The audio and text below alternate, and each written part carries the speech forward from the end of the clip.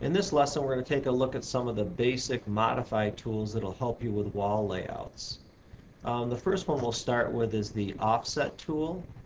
Unlike AutoCAD, with the offset tool, you put in your distance that you want to offset the object, and then as I hover over the object, I'm not picking it, and I could just slightly move my mouse from right to left, and I can see that temporary dashed line showing me where that wall is going to get offset to.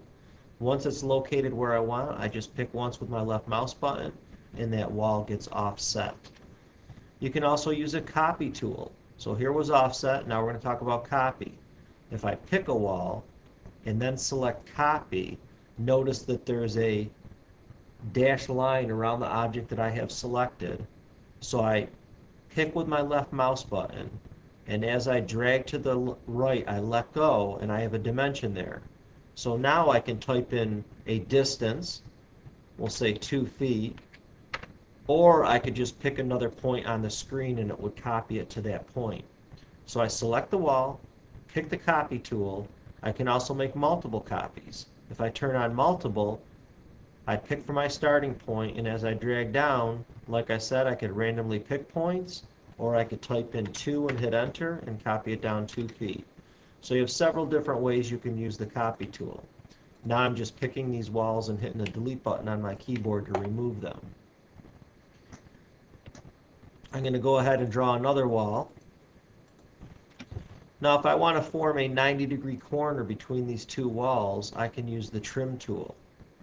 When I select that, I select the first wall, and then notice as I hover over the second wall, I'm getting a dashed line showing what the result is going to be once I pick that wall.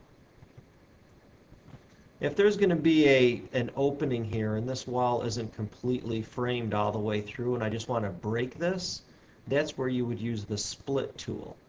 So if I use the split tool and hover over a wall and then pick, notice that it breaks those two walls. So I can pick one and I can drag the points away from each other to be able to place that.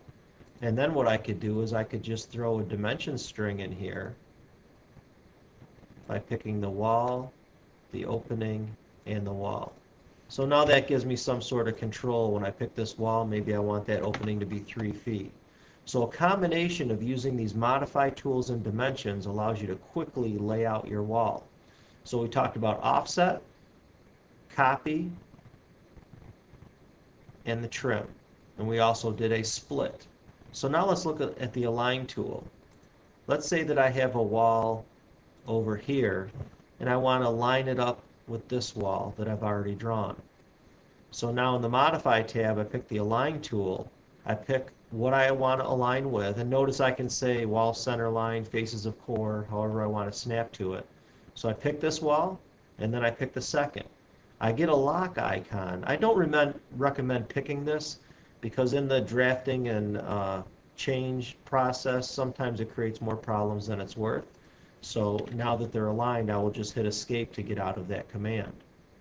Now the move command, you can pick an object, hold down your left mouse button, and then just move it away. Or I can pick it, do the move command, pick a spot, and as I drag it, type in a specific distance. Okay, a lot of times with the move, it's a lot easier just to pick it and drag it, or throw a dimension in there to control exactly where you want to position that. Okay, the rotate tool is pretty obvious. I just select a wall, hit rotate, and then I pick a starting point, and as I rotate it, I could type in 90 for 90 degrees. One last thing I want to show you is if I had different wall types in here and I wanted to create another wall, I can select an existing wall, right-click on it, and say Create Similar. And then I can draw another wall using that same wall type. So that's the end of this lesson, just talking about some of the basic modify tools: align, move, offset, copy, rotate, and split.